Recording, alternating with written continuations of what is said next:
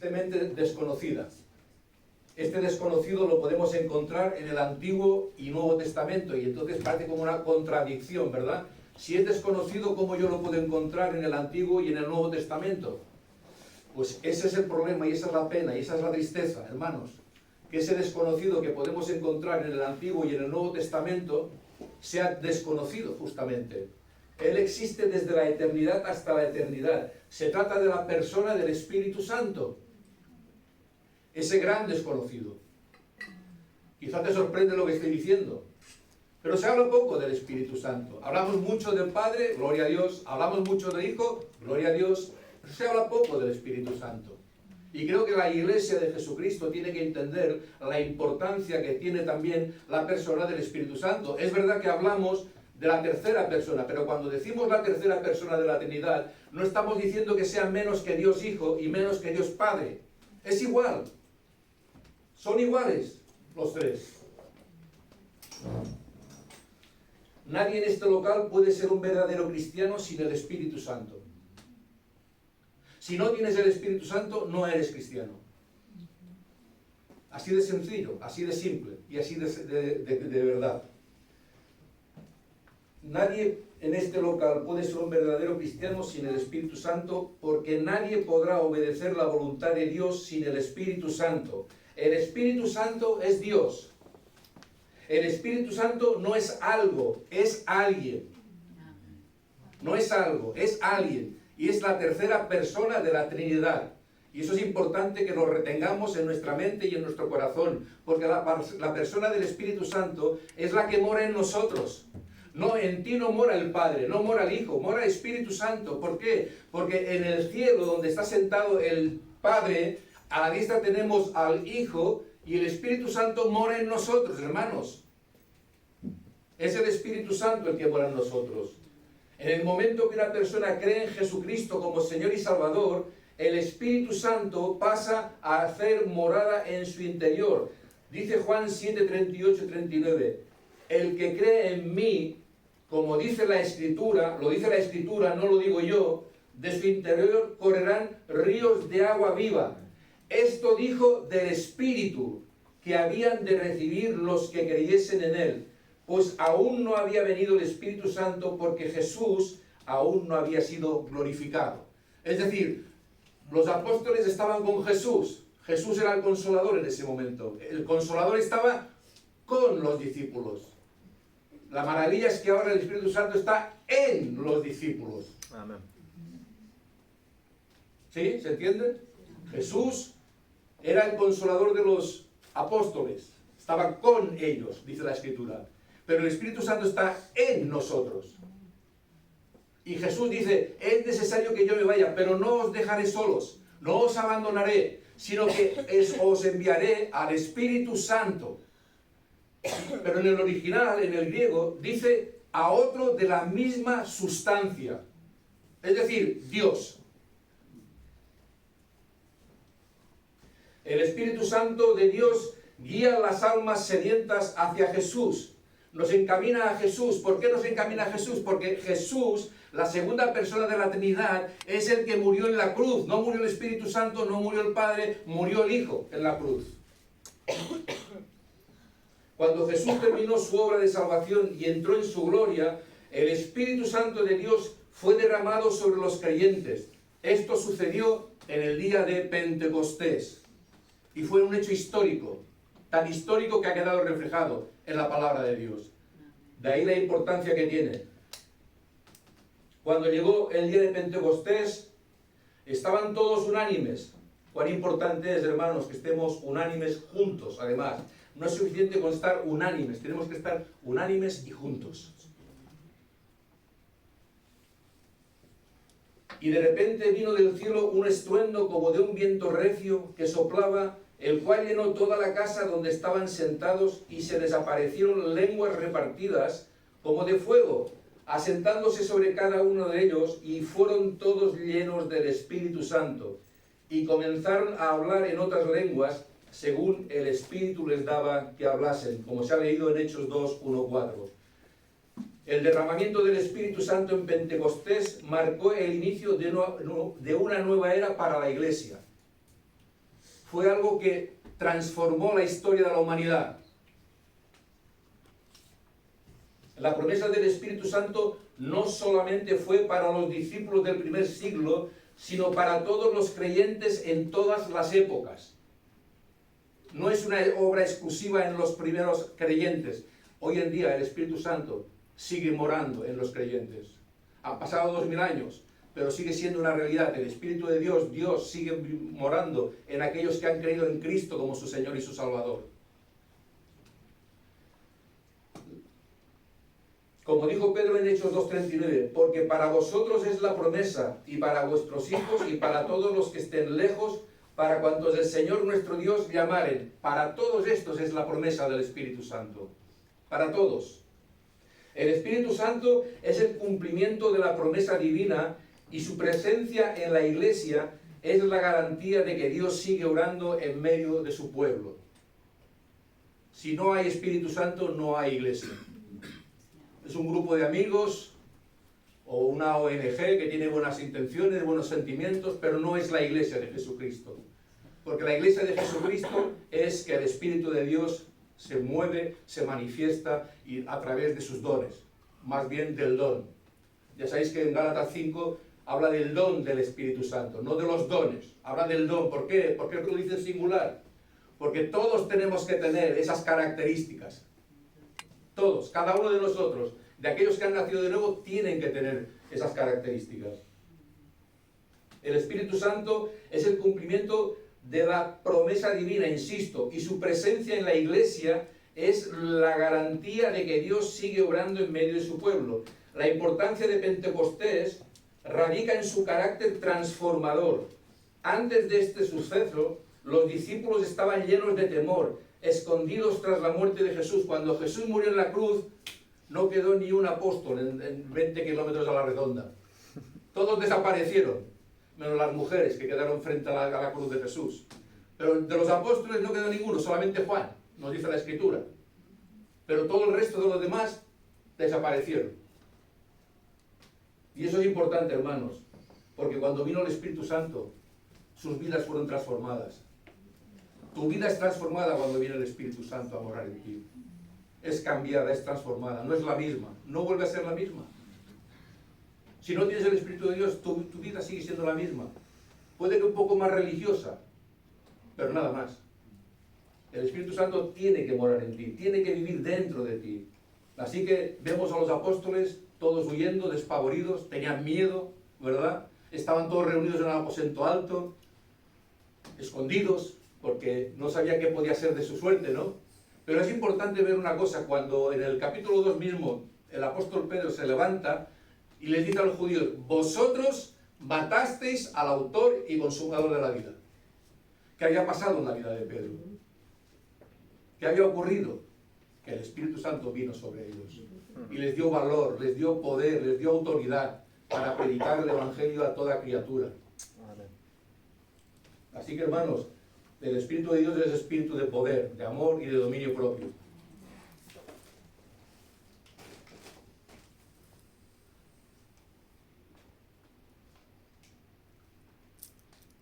Además, Pentecostés subraya la universalidad del mensaje cristiano, pues el milagro de las lenguas simboliza que el Evangelio está destinado a todos los pueblos sin distinción de idioma o cultura.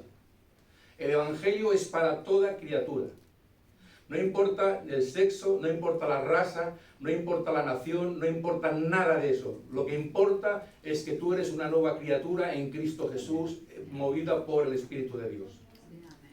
Eso es lo que realmente importa. Nosotros ponemos barreras, divisiones. Ah, no, tú eres de tal país. Ah, pues tú eres de tal país. No, pues tú eres de tal país y tú eres de tal país. Y entramos ahí en una serie de conflictos absurdos y estúpidos que no tienen razón de ser. Hermanos, nosotros no somos movidos por la cultura, tenemos que ser movidos por el Espíritu Santo. Amén. No por la cultura. Si tú estás en Cristo, eres una nueva criatura. Las cosas viejas pasaron, todas han sido hechas nuevas. Entonces, ¿qué está pasando si te dejan llevar por la cultura? Hay un problema en ese sentido. Por eso es que dice la Escritura que medos, partos, elamitas y de muchos sitios, de muchos lugares, estaban profetizando en su idioma. Los entendían, ¿verdad? ¿Cómo Pedro hablaba tantas lenguas? No son las lenguas que por ahí se tiene una idea, de esas que son estáticas, que no se entiende muy bien lo que se dice. No, hablaban idiomas que se podían entender perfectamente.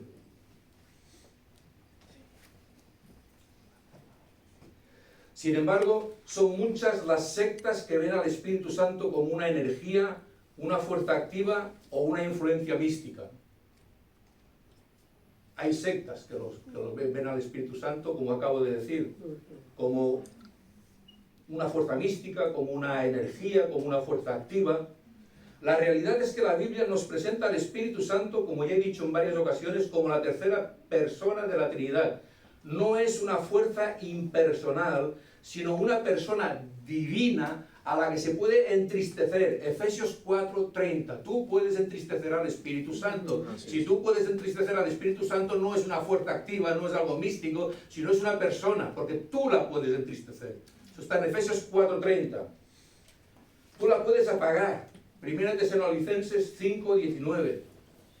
Puedes apagar el Espíritu, hermanos. No que salga el Espíritu de ti, porque la salvación no se pierde, pero puedes apagar la obra del Espíritu Santo en tu vida.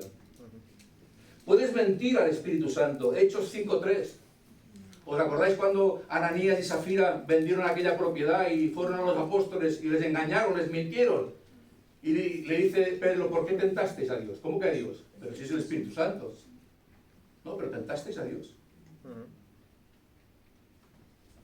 Entonces, ¿se le puede mentir? Indudablemente. Se le puede incluso insultar. Hebreos 10:29. Se puede pecar contra él. Isaías 63:19. Y estamos llamados a obedecerle. Hechos 10:19-21. Esto, como puedes ver, de una manera muy clara y diáfana, son características humanas que nos revelan su personalidad. Y personalidad en mayúsculas. Él conoce los pensamientos de Dios y nos enseña todas las cosas. Él nos llevará a toda la verdad. Dice 1 Corintios 2:10-11. Pero Dios nos las reveló a nosotros por el Espíritu. Por el Espíritu, que nos reveló toda la verdad. Porque el Espíritu todo lo escudriña, aún lo profundo de Dios. Porque ¿quién de los hombres sabe las cosas del hombre, sino el Espíritu del hombre que está en él? Así tampoco nadie conoció las cosas de Dios, sino el Espíritu de Dios. Y lo que Él conoce es lo que nos hace saber a nosotros. Nosotros somos enseñados por el Espíritu Santo para poder entender su palabra. No somos enseñados por Cristo, no somos enseñados por el Padre, somos enseñados por el Espíritu Santo. Es importante que entendamos esto, porque es bíblico. Si tú no entiendes esto, tienes un serio problema. Un serio problema. Él conoce los pensamientos de Dios y nos enseña todas las cosas, como he dicho, todas las cosas, absolutamente todas las cosas. Todo lo que tenemos en la Escritura es el conocimiento y la sabiduría que el Espíritu Santo ha descubierto para nosotros. Él es el escritor de la Biblia. El Espíritu Santo es el escritor de la Biblia, de Génesis 1 a Apocalipsis 22. Él escribió los 66 libros. Y tú me dirás, no, bueno, lo escribieron hombres, sí, pero lo escribieron hombres inspirados por el Espíritu Santo. No eran hombres como tú y como yo, normalitos y corrientes. Eran hombres pecadores como tú y como yo. La gran diferencia que marca el tema es que ellos eran inspirados por Dios, soplados por Dios. Por eso dice 1 Pedro 1:21 que los santos hombres de Dios hablaron siendo inspirados por el Espíritu Santo. No hablaron de motu propio, hablaron lo que el Espíritu Santo les soplaba, les guiaba. En el mundo evangélico, muchos tienen la impresión de que aquellos que abrazamos las doctrinas reformadas apagamos el Espíritu. Hay gente que lo cree y lo piensa y, bueno, supongo que tendrá su parte de verdad. Quizás somos demasiado estirados, no lo sé. Pero se dice de nosotros que somos así, ¿no? Que abrazamos la doctrina, apagamos al espíritu. Yo no comparto esa idea, ¿no? No la comparto. Porque de los reformados se dice que tenemos mucha cabeza y poco corazón. Menos mal que no tenéis la cabeza como yo, tan grande. Y que no damos la importancia de vida a la persona del Espíritu Santo. Pero yo no estoy conforme. Es verdad que pues deberíamos de ver un poco más de movimiento del Espíritu Santo. De más Espíritu Santo en nuestra boca, en nuestras oraciones. Pero bueno, hermanos, se dice de nosotros eso. Y no pasa nada, hermanos. Tomémoslo como, no sé, tomémoslo como algo gracioso. No pasa nada, hermanos. Somos grandes de cabeza y de corazón pequeño, pero eso lo dicen. Yo no creo que sea así, es una verdad. Dado que el Espíritu Santo se asocia con el fuego, la idea que viene a la mente de muchos cuando piensan en una iglesia con doctrina reformada es la de un culto de adoración frío y apagado. Esa es la imagen que tenemos de fuera, o al menos lo que algunos dicen. Pero esto es cuanto menos irónico, porque fue precisamente gracias a la reforma protestante del siglo XVI que la doctrina del Espíritu Santo fue colocada de nuevo en el lugar que le correspondía en la teología. Durante la Edad Media, la obra del Espíritu Santo se percibía como innecesaria, porque había sido reemplazada por el sistema sacramental del catolicismo romano. Los sacramentos eran entendidos como una especie de tuberías a través de las cuales fluía la gracia de Dios, de manera que dentro de ese sistema de salvación la obra del Espíritu Santo era innecesaria. Y la obra del Espíritu Santo no es innecesaria, es totalmente y absolutamente necesaria. Por eso se puede decir que la Reforma, con un todo, luchó por rescatar esta línea del credo niceno. El credo de Niceno fue en el año 325 después de Cristo. Y fue para defender... ¿Qué es? ¿Alguien lo recuerda? ¿No? Credo de Niceno, año 325 después de Cristo, para defender la santidad del Espíritu Santo. Hubo hermanos que se juntaron para luchar por la santidad del Espíritu Santo. Porque había Arrio, un tal Arrio, un sacerdote, decía que Jesús no era Dios. Por ejemplo, una de tantas también. Y entonces se estableció el credo de Niceno, vaya palabrita, que dice: creo en el Espíritu Santo, Señor y dador de la vida. Eso es lo que dijo el credo. Creo en el Espíritu Santo, Señor y dador de vida. De hecho, si hay un distintivo en la teología del reformador Juan Calvino, es precisamente la importancia que le da a la obra del Espíritu Santo. Tanto es así que el teólogo B.B. Warfield decía que Calvino puede ser llamado con toda propiedad el teólogo del Espíritu Santo. Hermanos, en la Reforma hubo hermanos que gracias a ellos nosotros tenemos la Biblia hoy en día. Si no hubiese sido por la Reforma, seguiríamos anclados en la oscuridad. Pero los hermanos reformados pagaron con su propia vida el que tú y yo hoy en día tengamos una Biblia en las manos. Y dejaron las doctrinas muy claras, para que nosotros también las sigamos enseñando y las sigamos viviendo. Pues las doctrinas no son solamente para que sean enseñadas, son para ser vividas. Porque la Biblia es un libro que queda muy bonito en la estantería de tu casa. Queda incluso hasta cristiano. Pero ese libro no te sirve de nada si no lo pones en práctica en tu vida. Si me amáis, guardad mis mandamientos. Es decir, si me amáis, obedeced mi palabra. Haced lo que yo os digo. Esto nos lleva a considerar cuál es la obra del Espíritu Santo en la salvación. Pero antes es necesario ver la enseñanza bíblica sobre la condición humana en su estado caído. Si no tenemos una teología correcta con respecto a la condición del ser humano pecador, no tendremos una teología correcta con respecto a todo lo demás.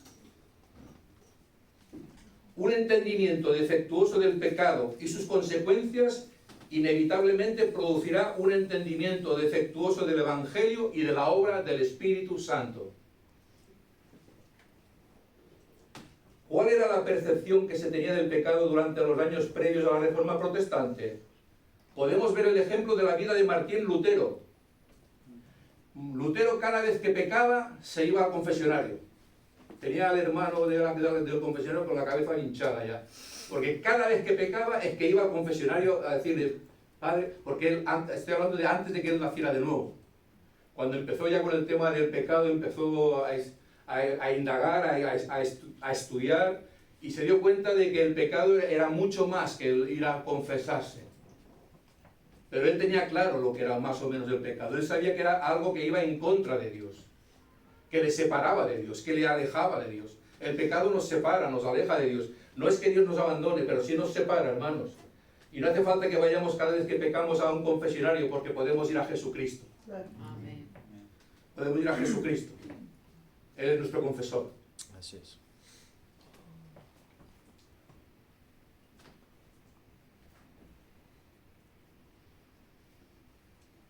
Lo mismo sucede hoy en día, hermanos. Si le predicas el Evangelio a un inconverso y le hablas del pecado, es probable que responda algo como, sí, todos somos pecadores, nadie es perfecto, sé que tengo debilidades, pero es algo que puedo manejar con un poco de ayuda y de motivación, ¿verdad? O yo soy buena persona. ¿Te suena? El infierno está lleno de buenas personas. Porque que tú seas una buena persona no te da salvación. Lo que te da la salvación es la fe en Cristo. Así que no es suficiente todo esto, hermanos.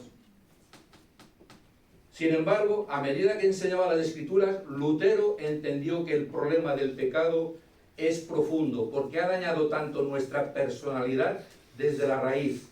Por eso nosotros hablamos de la depravación total, porque el pecado afectó la totalidad de nuestro cuerpo. No hay ningún área de nuestro cuerpo que no haya sido afectada por el pecado.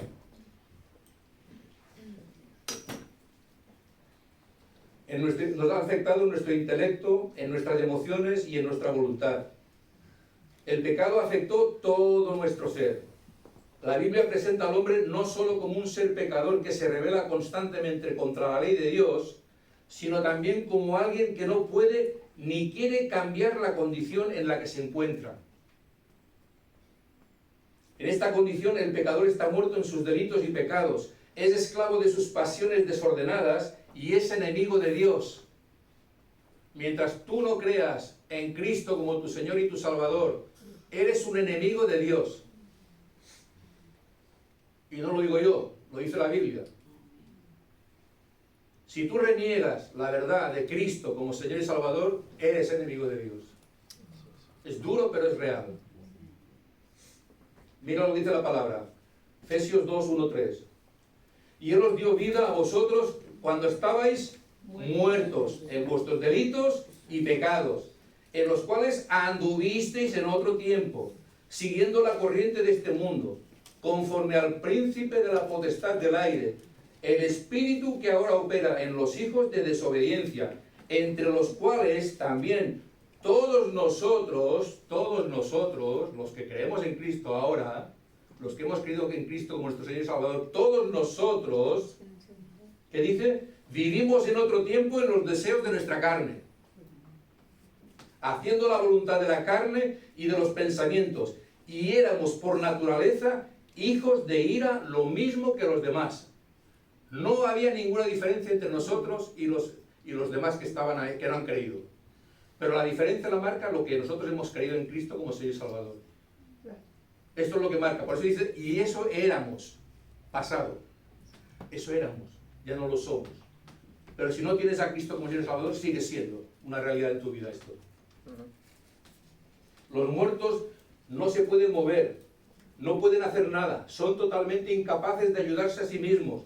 Los seres humanos somos totalmente impotentes para inclinarnos a nosotros mismos, a buscar la gloria de Dios y hacer su voluntad, como está escrito. No hay justo ni aun uno. Romanos 3:10, Romanos 8:7.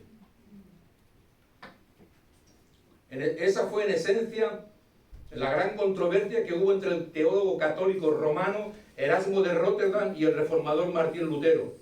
En 1524 Erasmo escribió una obra titulada La libertad de la voluntad, en la que admitía que el ser humano hay una pereza, una vagancia espiritual que le dificulta, no le impide acercarse a Dios.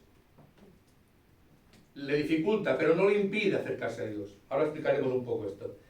Entonces, al año siguiente, Lutero respondió al teólogo católico romano en una de sus obras más importantes, La esclavitud de la voluntad.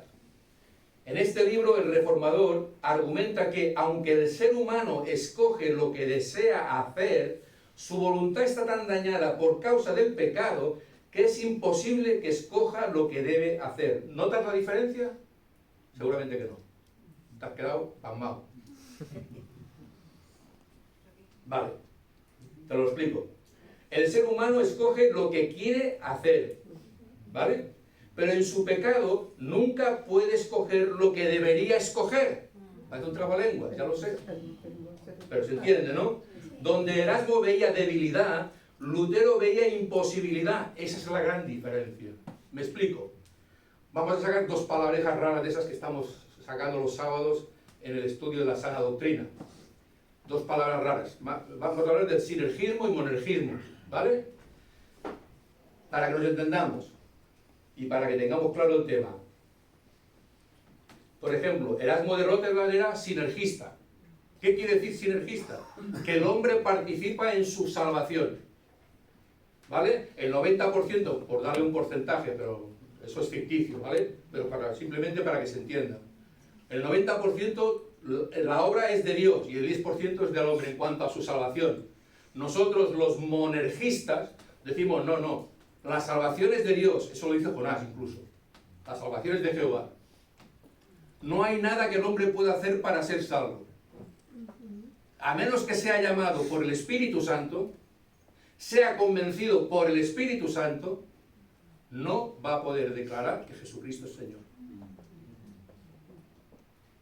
Es solamente una consecuencia del Espíritu Santo, que motiva ese nuevo nacimiento en nuestro interior y nos capacita para poder creer por gracia por medio de la fe. Eso es así. Tú naces de nuevo automáticamente y te da el don de la fe. ¿Para qué? Para que puedas creer. En nuestro estado natural, no regenerado, nadie ama a Dios. Juan 3:19 dice, y este es el juicio, que la luz vino al mundo y los hombres amaron más las tinieblas que la luz, pues sus acciones eran malas. Los hombres naturales aman las tinieblas, aman su prisión. Por eso nadie puede venir a Jesús si el Padre no lo trae. Por eso nosotros somos monergistas, porque creemos que la salvación es de principio a fin una obra de Dios. Nosotros no pintamos nada. Así que si pensabas que tú tenías algún mérito, no tienes ningún mérito. Todos los méritos son de Cristo. Así es. Dice, ninguno puede venir a Cristo, si el Padre que me envió no le trajere. Y yo le resultaré en el día postrero. Y es muy interesante la palabra traer en el original, porque es arrastrar. O sea, la Biblia tendría que decir, nadie puede venir a mí si el Padre no le arrastra. Eso es lo que dice en el original, y debería decir el pasaje concretamente. ¿Por qué nos arrastra el Señor y nos lleva a su Hijo? Porque por nosotros mismos no podemos hacer nada, estamos muertos en nuestros delitos y pecados. Y estamos en la oscuridad. ¿Quién nos llamó de la oscuridad, de las tinieblas a su luz admirable? El Señor Jesucristo nos llamó. Si no nos hubiera llamado, ¿qué hubiera pasado? Pues seguiríamos en tinieblas. Luego entonces necesitas que te arrastren, que te lleven. Nosotros le llamamos a Él. ¿Por qué? Porque Él nos llamó primero. Todo es por Él. Y para Él.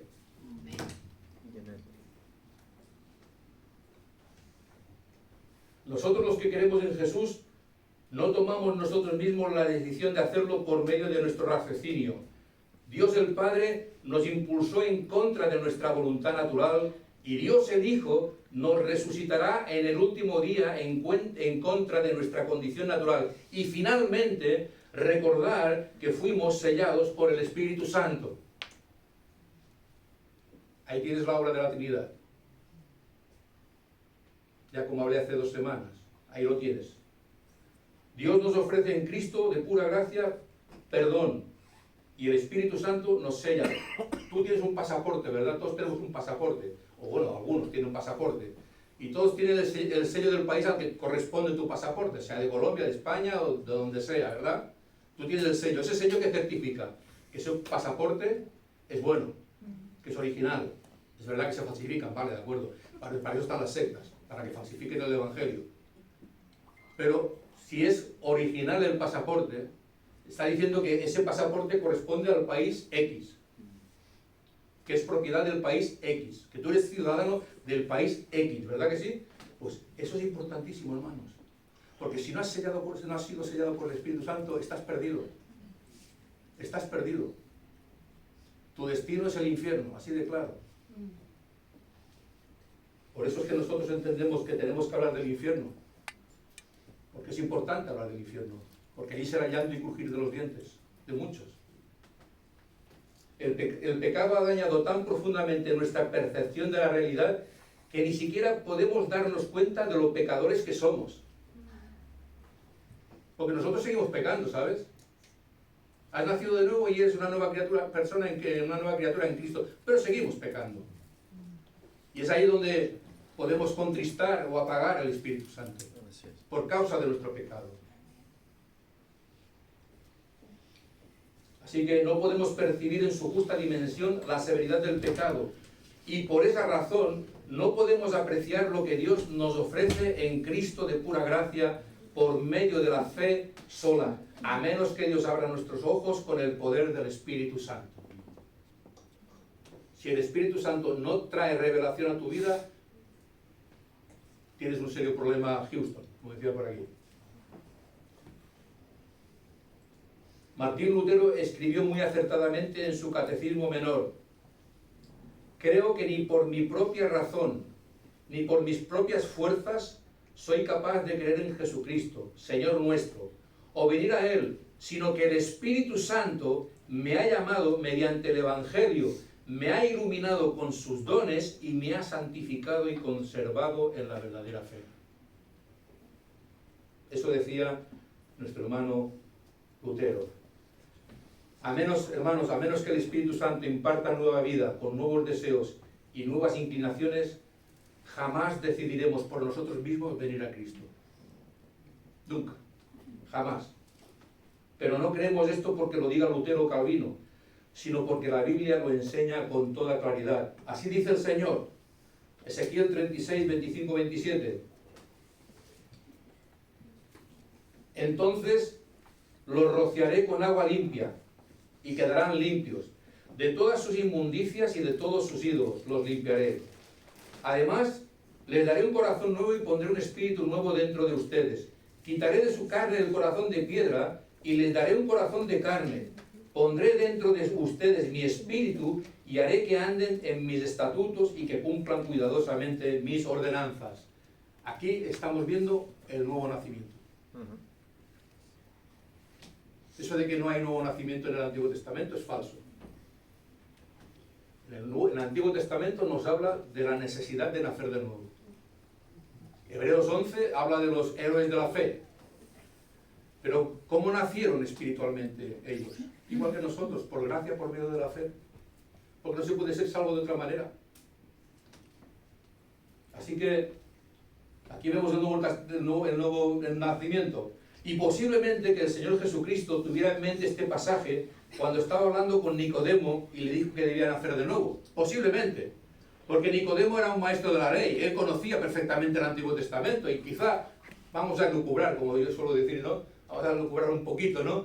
De que posiblemente Jesús tenía en mente este pasaje de Ezequiel cuando hablaba con Nicodemo y le hablaba de la necesidad de nacer de nuevo. Aunque la realidad es que lo que Jesús le está diciendo es que es necesario nacer de Dios. De lo alto, en el original. En el griego pone de lo alto, de Dios. Así que, posiblemente, ¿no? Por ejemplo, en Juan 3, 5, 6, cuando le dijo Jesús a Nicodemo: de cierto te digo, que el que no naciere del agua y del Espíritu no puede entrar en el reino de Dios. Lo que es nacido de la carne, carne es. Y lo que es nacido del Espíritu, Espíritu es. Juan 3, 5, 6. Es decir, si tú no naces del agua y del Espíritu, tú no puedes entrar en el reino de los cielos. Puedes intentarlo de la manera que tú quieras, pero no vas a conseguirlo. La única manera de poder entrar en el reino de los cielos es a través, como hemos visto, del agua y del Espíritu. Porque no puede entrar en el reino de los cielos lo que es nacido de carne, carne es, y lo que es nacido de Espíritu, en mayúscula, Espíritu, en minúscula, es. Lo que el pecador necesita no es un mero cambio de fachada, no es una capa de barniz de decencia o religiosidad, más bien necesita una transformación radical en su personalidad que derrita su corazón endurecido y produzca un cambio de 180 grados en la inclinación de sus afectos. La Biblia llama a esto regeneración o nuevo nacimiento. ¿Has nacido de nuevo? ¿Has nacido de nuevo? No te pregunto si eres religioso o religiosa. Te pregunto si has nacido de nuevo. Si eres una nueva criatura. Si las cosas viejas pasaron y han sido todas hechas nuevas. Si no has nacido de nuevo, estás perdido. Estás condenado al infierno. Debes creer en Cristo como tu Señor y Salvador. Y entonces, solo entonces, serás hecho una nueva criatura. Amén. Por el Espíritu Santo. Es el Espíritu Santo quien va a poner en ti ese sentido. En el nuevo nacimiento, Cristo envía su Espíritu Santo para que nos imparta una nueva vida. De tal manera que el amor supremo que antes nos teníamos a nosotros mismos, porque nos queríamos mucho, ¿verdad?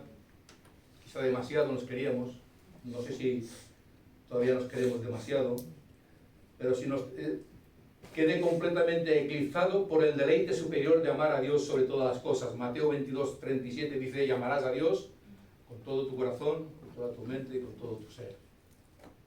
Esto solo es posible por el Espíritu Santo. Tú no puedes hacer esa declaración si no es por el Espíritu Santo. Así que no importa cuán persuasivo pueda ser un predicador, ningún ser humano puede producir ese nuevo nacimiento en otro ser humano. Por mucha erudición que pueda tener un pastor o un predicador, no va a conseguir absolutamente nada. Porque no es una obra humana, es una obra divina. Así que esos que se jalan de que gracias a ellos en una predicación en campos de fútbol se han convertido miles y no sé cuántas cosas más, eso solamente es un bodrio, es un montaje para su gloria, no para la gloria de Dios, sino para la gloria del predicador. Y aquí estamos para darle la gloria a Dios. Así que no importa cuán persuasivo pueda ser un predicador, hermanos, ningún ser humano puede producir este nuevo nacimiento en otro ser humano. Solo el Espíritu Santo lo puede hacer. Solo el Espíritu Santo. Juan 1:13, los cuales no son engendrados de sangre, ni de voluntad de carne, ni de voluntad de varón, sino de Dios. De Dios. El nacimiento de un hijo de Dios no es algo natural. Es la obra sobrenatural de Dios en la regeneración. Una persona te da la bienvenida a Jesús y responde con fe y obediencia a Él, pero la obra misteriosa del Espíritu Santo es la causa de la regeneración. No hay regeneración si no hay Espíritu Santo. Él es el actor principal en la regeneración. Es el actor principal. La predicación es verdad que es el medio por el cual obra el Espíritu Santo, ya que la fe viene por el oír, ¿y el oír qué? Por la palabra de Dios. Por la palabra de Dios, amén. La fe viene por eso, por el oír la palabra. Es decir, Dios usa la palabra, usa su palabra para que venga la fe en aquellas personas que están escuchando. Pero ¿quién va a hacer posible que esa fe se manifieste en esa persona? El Espíritu Santo. Y nada más que el Espíritu Santo. Y nada menos.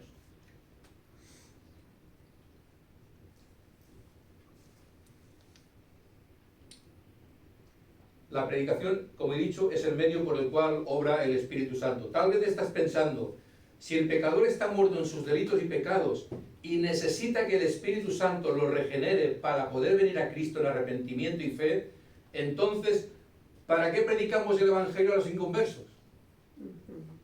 ¿No? ¿Qué sentido tiene tratar de persuadir a un muerto para que abandone su vida de pecado y venga a Cristo? Parecen preguntas honestas, ¿verdad?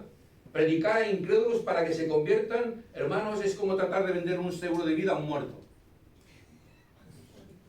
Es el mismo efecto.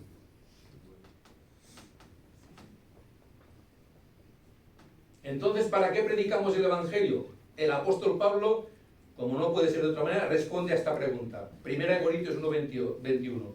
Agradó a Dios salvar a los creyentes por la locura de la predicación.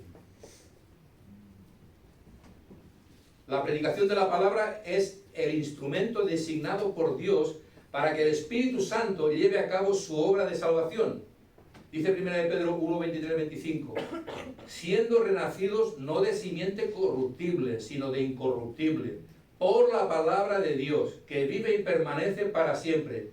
Porque toda carne es como hierba, y toda la gloria del hombre como flor de la hierba. La hierba se seca, y la flor se cae, mas la palabra del Señor permanece para siempre. Cuando salimos a la calle, pues posiblemente el domingo que viene salgamos a la calle, hay que hablar la palabra de Dios, hermanos. Es lo que realmente va a tener un efecto en las personas. Dice Hebreos 4 que la palabra es como una espada de doble filo, ¿verdad? Penetra, ¿verdad? Hasta lo más profundo. Y tiene un doble filo. Es como si dijera, o salva o mata. ¿Verdad? Porque la palabra de Dios o te salva o te mata. O salva o te condena.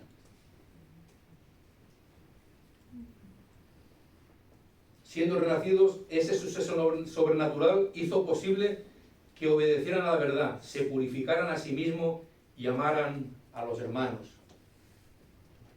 Cuando uno es nacido de nuevo, todas estas cosas que estamos viendo es posible, hermanos. Una de las cosas del nuevo nacimiento es que nos amamos los unos a los otros. Amén.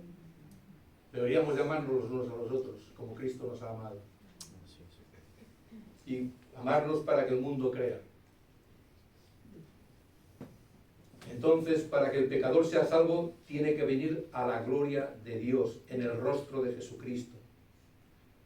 Pero el ser humano no regenerado no lo puede percibir a menos que su entendimiento sea iluminado sobrenaturalmente por el Espíritu Santo en el contexto de la predicación del Evangelio. Dice 2 Corintios 4, 5, 6, porque no nos predicamos a nosotros mismos. No nos predicamos a nosotros mismos. Aquí no predicamos de nadie en especial. Me refiero desde una perspectiva humana. Sino a Jesucristo como Señor y a nosotros como vuestros siervos por amor de Jesús. Porque Dios, que mandó que de las tinieblas resplandeciese la luz, es el que resplandeció en nuestros corazones, para iluminación del conocimiento de la gloria de Dios en la faz de Jesucristo, en el rostro, en la cara de Jesucristo. Hermanos, Jesús es el Cristo crucificado y el Señor resucitado, como se ha dicho esta mañana. Participamos del pan y del vino y recordamos la obra de Cristo en la cruz del Calvario, ¿verdad? Y lo hacemos hasta que Él vuelva. Él volverá, eso es indudable que volverá. Amén. No sabemos el día ni la hora, nadie lo sabe, y si alguien te dice que sabe el día y la hora, es un falso maestro. Dalo por hecho que es un falso maestro, te está engañando, te está mintiendo. Cuando el Evangelio es proclamado, el Espíritu Santo viene a los pecadores elegidos y les dice, sea la luz. Entonces ese pecador ciego y muerto puede ver por primera vez en su vida lo que nunca antes había visto. Que el Señor Jesucristo posee una gloria que le hace el ser más atractivo, más maravilloso y más hermoso de todo el universo. Amén. El reformador William Tyndale decía, cuando se predica el Evangelio, el Espíritu Santo desciende sobre los incrédulos y abre los ojos de sus corazones, produciendo fe en ellos. Cuando las conciencias cargadas sienten y prueban lo dulce que es la muerte amarga de Cristo y lo misericordioso y amante que es Dios, entonces por primera vez en su vida empiezan a amar. El amor verdadero es Dios. Y es todo un capítulo entero que habla del amor, ¿verdad? No hace nada individuo, todo lo puede, todo lo sufre, todo lo soporta. El amor nunca deja de ser. Así que si estás enamorado de tu esposa, bien haces. No digas que el amor se enfría. Eso es un cuento que te han vendido. El amor es intencional. Yo tengo que amar a mi esposa, como Cristo amó a su iglesia. Efesios 5. Tú te arrepentiste de tus pecados, tú creíste en Jesús.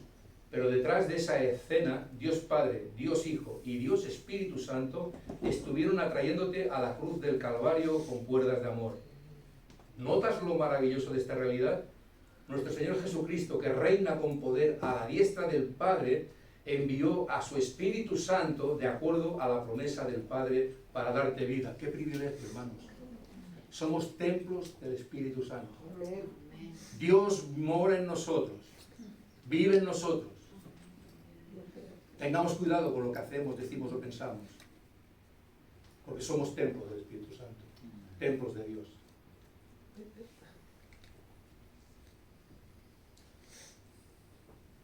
El poder del Espíritu Santo hoy, de todos los dones entregados por Dios a la humanidad, no hay ninguno tan grande como la presencia del Espíritu Santo. El Espíritu Santo desempeña diversas funciones y actividades. En primer lugar, obra en el corazón de las personas que creen. Jesús le dijo a sus discípulos que enviaría al Espíritu Santo al mundo para convencer al mundo de pecado, justicia y juicio. Juan 16, del 7 al 11. Todos poseen una conciencia de Dios, ya sea que lo reconozcan o no, porque el Espíritu Santo aplica las verdades divinas en la mente de cada individuo, persuadiéndolos con argumentos justos y convincentes de su condición pecaminosa. Es decir, todos estamos pecados, somos pecadores. Todos hemos pecado. No hay nadie que no haya pecado. Por cuanto todos pecaron, todos estamos destituidos de la gloria de Dios. Romanos 3:23. Y porque la paga del pecado es la muerte. Romanos 6:23.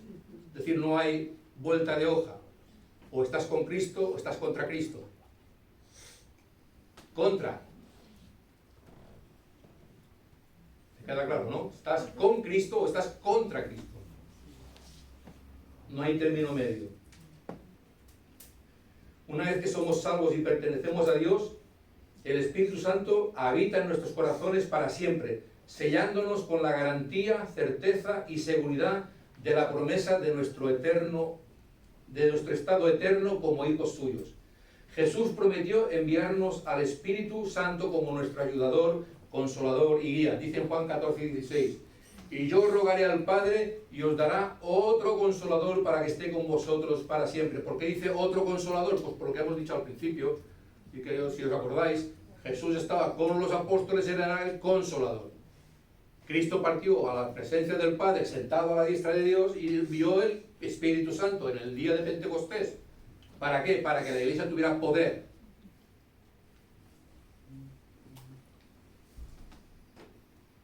El Espíritu Santo toma residencia permanente en los corazones de los creyentes. Romanos 8:9, 1 Corintios 6:19-20, 1 Corintios 12:13. Jesús envió al Espíritu como una compensación por su ausencia, para llevar a cabo las funciones que Él habría realizado si hubiera permanecido físicamente entre nosotros. Es decir, si el Espíritu Santo no hubiera venido y hubiera seguido estando Jesucristo, no hubiera cambiado nada. Seguiría siendo lo mismo. Pero había un plan y un propósito desde la eternidad. Y cada persona de la Trinidad tiene su función. El Padre no murió en la cruz, ¿verdad? Pero que no creas que el Padre murió en la cruz. Murió Cristo, la segunda persona, el Hijo. Y el Espíritu Santo nos convence de esa verdad. Nos convence de esa obra, de ese sacrificio. No nos convence un hombre, no nos convence nadie, humanamente hablando. Nos convence el Espíritu Santo. Entonces, dicho todo esto, es irónico que se nos catalogue como fríos y carentes del Espíritu a un servicio de adoración en el que la predicación de la palabra ocupa el lugar central. Eso es importante. Yo no creo que seamos todo cabeza y poco corazón. Yo creo que es verdad que nosotros damos importancia a la palabra, lo que dice la palabra, porque somos centrales en ese sentido. Poco nos interesa lo que puede decir un hombre, incluso yo mismo, poco interesa lo que pueda decir yo. Lo que interesa es lo que dice la palabra de Dios. Así que espero que no nos sigan catalogando como fríos y carentes del Espíritu. De hecho, más que una ironía, es una tragedia, porque es en el contexto de la predicación del Evangelio que el Espíritu Santo obra con poder para salvar a los pecadores y para transformar gradualmente a los creyentes a la imagen de nuestro bendito Señor y Salvador, Jesucristo. O sea, nosotros somos transformados y siendo llegados a la semejanza de nuestro Señor por el Espíritu Santo. No se puede ser de otra manera. Y voy terminando la conclusión. El Espíritu Santo no es un extra en nuestra fe, es la misma presencia de Dios en nosotros. El Espíritu Santo es la tercera persona de la Trinidad, quien guía, enseña y consuela de manera personal. La predicación de la palabra es el instrumento designado por Dios para que el Espíritu Santo lleve a cabo su obra de salvación. Somos templo del Espíritu Santo. Su presencia en nosotros no es un adorno, es el motor de nuestra vida cristiana. Martin Lloyd-Jones dijo: el Espíritu Santo es nuestro consolador, guía y poder para vivir una vida victoriosa en Cristo. No se puede vivir una vida victoriosa en Cristo a menos que tengas el Espíritu de Dios. Estás viviendo una vida religiosa que más o menos puede tener un cierto efecto en tu vida personal y familiar o de tu entorno, pero no es una vida realmente que ha nacido de Dios, que ha nacido por el poder de Dios. Para experimentar el poder del Espíritu Santo en tu vida, debes buscar una relación profunda con Dios a través de la oración, la lectura de la Biblia y la participación activa en la comunidad cristiana. Son 3 puntos que son fundamentales para todo creyente. Hemos dicho la oración, la lectura de la Biblia y la participación activa en la comunidad cristiana. Si te preguntas qué es la comunidad activa cristiana, es como dice el 10:25, no dejándoos de congregar como algunos tienen por costumbre, tanto más cuando veis que aquel día se acerca. El día está cerca, hermanos. No sabemos ni cuándo ni la hora, no sabemos nada. Somos torpes en ese sentido, ¿verdad? Pero tampoco nos preocupamos de estar preparados. No estamos preocupados por la fecha, porque Él ha dicho que volverá. Y como decíamos de ayer, Él no es hombre para que mienta, ni hijo de hombre para que se arrepienta. Lo ha dicho y lo hará. Entonces, hermanos, Él volverá. Entonces no nos tiene que preocupar la fecha o la hora, nos tiene que preocupar nuestras vidas. ¿Qué vida estamos viviendo? La humildad, la búsqueda de la santidad y la apertura a la acción divina son elementos claves para experimentar su poder. Recuerda que el Espíritu Santo es un don gratuito de Dios. Si quieres un don, pide el don del Espíritu Santo. Muchos piden el de profeta, el de apóstol, no sé por qué. Todo y cuanto que el don de apóstol y profeta, pues bueno, habría mucho que hablar de este tema, ¿no? No es el momento. Pero bueno, si quieres un don, el Espíritu Santo es un don maravilloso, hermoso. La humildad, la búsqueda de la santidad y la apertura a la acción divina son elementos claves para experimentar su poder. Recuerda, insisto, que el Espíritu Santo es un don gratuito de Dios. ¿Queremos ver al Espíritu Santo obrando con poder en la iglesia? ¿Sí? ¿Cuántos desean que el Espíritu Santo se mueva con poder en la iglesia? Yo mismo, todos deseamos que el Espíritu Santo se mueva con poder en la iglesia. Todos lo deseamos, todos lo anhelamos, que el Espíritu Santo se manifieste. Entonces, hay un... ¿Por qué? Entonces, tenemos que hacer como hicieron nuestros antepasados.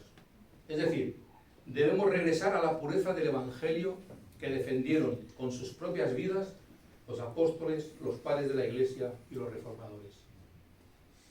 A ellos les costó la vida. De hecho, los apóstoles, el único que no murió de una forma violenta fue Juan. Murió en la isla de Patmos, que era una cárcel en aquellos tiempos. Todos los restos de los apóstoles murieron de manera violenta. Pero no les importó, porque el Espíritu Santo estaba con ellos, y es espíritu de poder, de amor y de dominio propio. Como hoy en día, nuestros hermanos están siendo perseguidos mayoritariamente por los países islámicos. ¿Y qué es lo que les da esa valentía para que sigan adelante cuando, por ejemplo, creo que era en Somalia, hace poco, que eran 12 o 14 y han matado a 12, han asesinado a 12 hermanos y han quedado 2? Y te estoy hablando de la semana pasada. No te estoy hablando de algo que ocurrió hace 2000 años, 2000 años, no, te estoy hablando de hace 7 días, 8 días. A nadie le importa que maten cristianos. ¿Tú lees algo en la prensa? ¿Ves la televisión? ¿Dicen algo? No les importa. No tenemos valor para la sociedad, pero para Cristo sí somos valiosos. Porque Él pagó con su sangre por cada uno de nosotros. Y finalmente, el Espíritu Santo es una persona divina que juega un papel esencial en la vida del creyente y en la iglesia. Es nuestro consolador, guía y maestro. Como cristianos debemos buscar una relación cercana con Él, permitiendo que nos transforme, nos guíe y nos llene con su poder para vivir de acuerdo con la voluntad de Dios. Así que, hermanos, el Espíritu Santo, fundamental para nuestras vidas. Si queremos vivir una vida cristiana que glorifique a Dios. Así que, hermanos, con esto doy por terminada. Hacemos una oración. Padre, te damos gracias porque, como está escrito en tu palabra, no solo de pan vivirá el hombre, sino de toda palabra que sale de tu boca. Señor, y oramos para que en esta mañana así haya sido, para la gloria y la alabanza de tu nombre, Señor. ¿Qué sería de nosotros sin el Espíritu Santo, Señor? Señor, no podíamos vivir una vida victoriosa, no podíamos vivir una vida que honre y glorifique tu nombre. Viviríamos vidas religiosas como los fariseos y los saduceos, Señor, que vivían vidas religiosas apartados y alejados de ti. Señor, nosotros no queremos vivir apartados ni alejados de ti, queremos vivir en tu presencia constantemente, Señor. Y eso solamente es posible por medio del Espíritu Santo, Señor. Te damos gracias por esa bendita persona. Gracias por la persona del Espíritu Santo, Señor. Gracias, Señor. Bendice tu palabra en esta mañana, en el nombre de Jesús. Amén. Amén.